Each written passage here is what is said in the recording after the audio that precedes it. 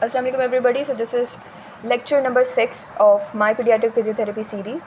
So आज का topic है interventions and management of cerebral palsy. So CP child की मैनेजमेंट में सिर्फ एक प्रोफेशनलिस्ट का रोल नहीं होता, मल्टीपल प्रोफेशनलिस्ट का रोल होता है. इसमें फिजियोथेरेपिस्ट आ जाते हैं, ऑक्यूपेशनल थेरेपिस्ट आ जाते हैं, न्यूरोलॉजिस्ट आ जाते हैं, एजुकेटर्स आ जाते हैं, फैमिली मेम्बर्स आ जाते हैं, right. So starting from the therapies, हमारे पास बहुत सारी थेरेपीज़ हैं for the management of CP. हम न्यूरो डेवलपमेंटल थेरेपी पढ़ेंगे, सेंसरी इंटीग्रेशन थेरेपी पढ़ेंगे, constant induce movement therapy, serial casting और इस तरह की बहुत सारी, राइट. सो न्यूरो डेवलपमेंटल थ्योरी क्या है कि इस थेरेपी क्या है कि इसमें हम नॉर्मलाइज़ करते हैं, नॉर्मलाइज़ करेंगे हम मसल टोन को और मसल के मूवमेंट पैटर्न को, राइट. बेसिक हमारा एम होता है कि हम फैसिलिटेट करें नॉर्मल मूवमेंट पैटर्न को और इनहिबिट करें इन एबनॉर्मल मूवमेंट पैटर्न को, right. Example sit to stand, इसमें ये होगा कि थेरेपिस्ट जो होगा वो पेशेंट को बोलेगा कि आप चेयर पे बैठ जाएं, चेयर के कोने पे बैठ जाएं, और थेरेपिस्ट क्या करेगा कि पेशेंट को बोलेगा कि अब आप खड़े हों, स्टैंड हो. थेरेपिस्ट सपोर्ट करेगा पेशेंट के शोल्डर से और सपोर्ट करेगा और फिर लेग्स को भी थोड़ा सपोर्ट करेगा, बोलेगा कि आप खड़े हों.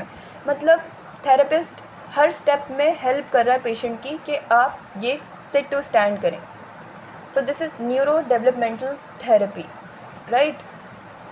बट करंट एविडेंस ये कहता है कि it is not effective at all for CP, क्योंकि ये बहुत स्लो है.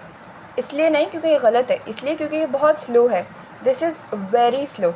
और इसका अंदाज़ा इस बात से लगाते हैं कि हमारे ब्रेन को ना चैलेंजेस चाहिए होते हैं, और जितने ज़्यादा ब्रेन को चैलेंजेस मिलेंगे ब्रेन उतना ज़्यादा अच्छा काम करेगा.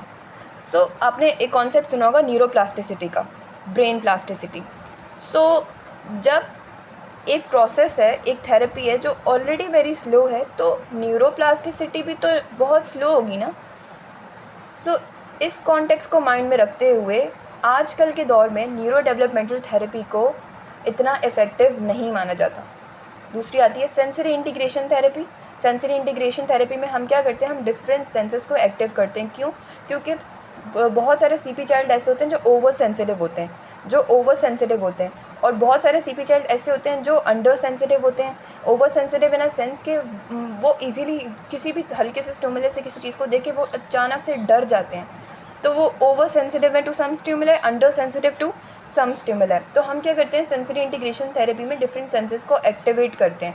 Bye tactile, by proprioceptive senses को एक्टिव करते हैं, और हम वेस्टिबुलर सिस्टम को एक्टिव करते हैं. एग्जाम्पल जैसे स्विंगिंग ऑन स्विंग करते हैं, इससे वेस्टिबुलर सिस्टम एक्टिव होता है. बैलेंस बोर्ड पे एक्सरसाइज करवा कर हम बैलेंस पे काम कर सकते हैं. इस तरह हम touch brushing on face, brush से ना फेस पे ऐसे, तो इससे टेक्टाइल सेंसेस भी स्टिमुलेट होते हैं, राइट.